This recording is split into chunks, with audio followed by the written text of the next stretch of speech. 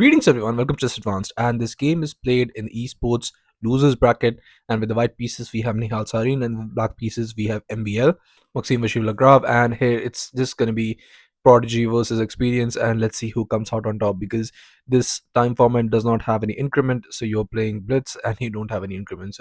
And you know how Nihal Sarin is extremely fast and it's going to be very much difficult. So without further ado, let's start with this game. We have d4 by Nihal, knight to f6, knight to f3, and just g6.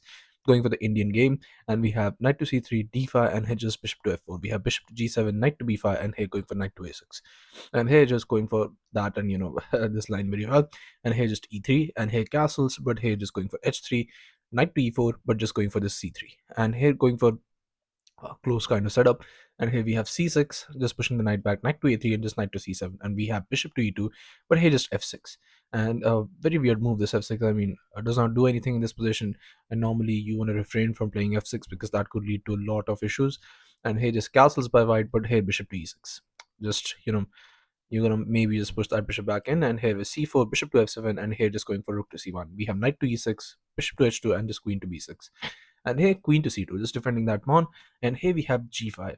And in this position, Nihal has to be very much careful. Black has decided to put an extra defender there, and he's gonna most likely be pushing those pawns there.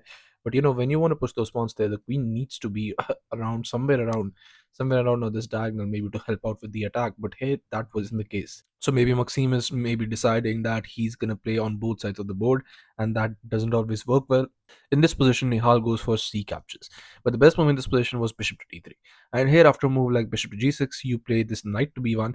And here after rook a c8, you play this a4 first, and rook f to e8. Now you play this c5, just pushing the queen back, queen to a5. Now you play this knight to c3, just putting an extra defender against this pinned piece. And here the only move knight captures on c3, but now you first play this captures, and you understand that if you capture this, then queen captures, and you're going to be entering into the black's camp, and it's going to be very much difficult for Maxime.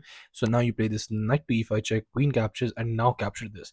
And now you get this position where after a move like b4, now you could capture this b4 pawn as well. But here after queen to c2, just trying to go for that. And if you try to defend this with king to h7, now you get this rook to b1. And here after queen to a5, now you just capture. And after queen to a6, attacking the rook, rook f to b1. So now you've doubled up. You're almost inside the black's camp, and the queen is already eyeing this. It could get very, very ugly very soon. So here C captures on d5. Just release the intention early on is not considered good, but let's see if it works. C captures, and we have knight to b5, and here just bishop to g6. Now just targeting that queen, lot of discoveries, and here just queen to b3. Not going for any of that. We have knight f to d8, and we have this knight to c7. Just going for targeting that rook, and we have this queen captures on b3, a captures, and just knight captures, rook cap. And here they're just going for this rook caps on b7, and we have bishop to f8, but now here just going for rook to c1, just trying to infiltrate black's camp. And we have rook d to c8, but just rook to c to c7. And we have rook captures, bishop captures, but just going for this a5, trying to push those pawns, trying to take advantage of those double pawns. But instead of this, you could have gone for this rook to c8, attacking that bishop. And here once you go for knight to e1, now you play this bishop to d6. And here once the bishop moves, now you play rook to c1. And now you can see there's a lot of pressure here. The bishop is guarding it currently at this moment. Bishop moves, then it could be a lot of issues. So here in this position, you would have to go for this rook caps on e7. Just capture that pawn because you've already gotten yourself into this position. So it's better yet if you capture one pawn. Now after rook to b1, just trying to target this pawn. Now you play this rook to a6, just attacking the bishop. Once the bishop rook caps on b2, because knight is guarding that bishop. Even if you're putting pressure on it, we have this bishop to f3. Just if you eliminate that, then the next move you can capture it. And here just bishop to e7, but here now go for this rook caps on e6, just grabbing that pawn. And now we have king to f8, just guarding that bishop, but now just rook to b6. And here just guarding that pawn, nothing else. And here in this game, you can see that it's a double-edged sword. Game could be anyone's.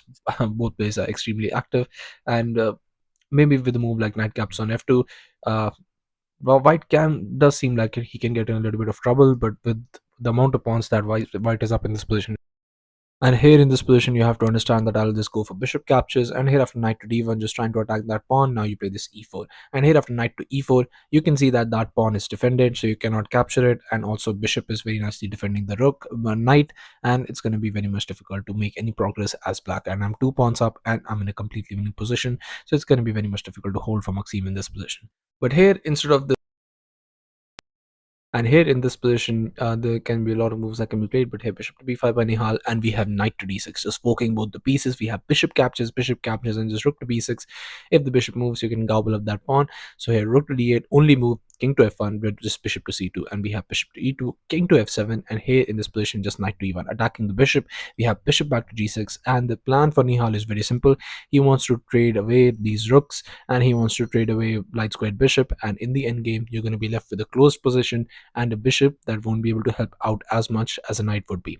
So here just rook to b7 check, king moves, and here bishop to d3, asking for a trade. But now here rook to b8, Maxime Vachier-Lagrave asks for a trade, and this could get very very nasty, because here rook captures, bishop captures, bishop captures on g6, we have h captures on g6, and we have this knight to d3.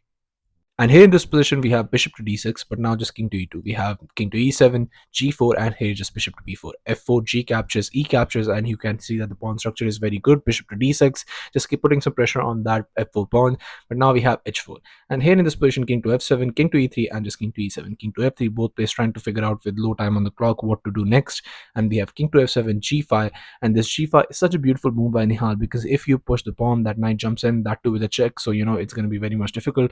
So here bishop to b4, but now that is an actual threat, because if you push this now, then this is coming, and once this comes, there's going to be a whole lot of possibilities there which could favor Nihal.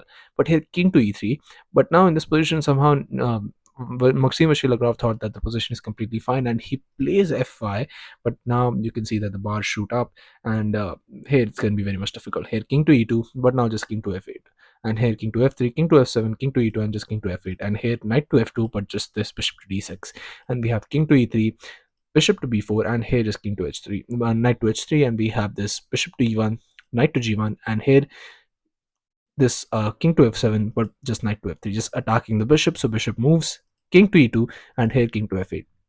And here just going for this knight to e5, finally going for that pawn, but just this king to g7, and here bishop to d3. And here in this position, you might seem like Nihal has lost a lot of its advantage, but not really, because here just king to f7, and he gets it right back. We have knight to c5, and if you trade, the position is completely lost. So here just king to e7, we have this king to f3, king to g7, and here in this position just king to e3, and in this king to e7, both players are very much down on the clock. They have to figure out how to proceed forward. Knight to a4, but just this bishop to e1. Now that pawn is unstoppable. Now that pawn will be captured, but there is no pass pawn to back it up. So it doesn't matter if that pawn exists or not. We have knight to c3, and here just bishop captures. We have b4, but here just a captures, and just knight to e2, and just b3. Now you can actually capture that pawn with knight to c1. That's exactly what Nihal does. Bishop to e1, but just captures, and now you have an amazing b file pass pawn. Bishop to b4, but just knight to c1, bishop to d6, and just knight to d3, and here king to d7, knight to e1. And I'm going to ask you to pause the video and try and find out the only move in this position which wins the game right on the spot. So congratulations to everyone who's able to find this move, and the move is not knight to d3 to try and go for this, but knight to f3, and this is the only move that you have to find out, because the idea is once the bishop moves back, if you go in here now, the bishop captures, so it might still be a draw, but not really, but it might still be. But here you have knight to h4.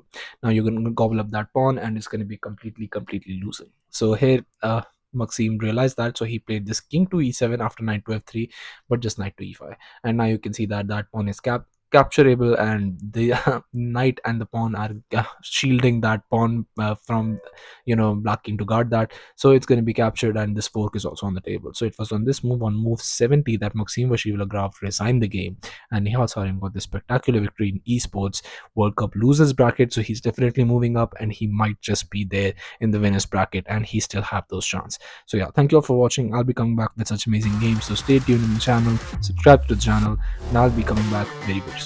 Thank you.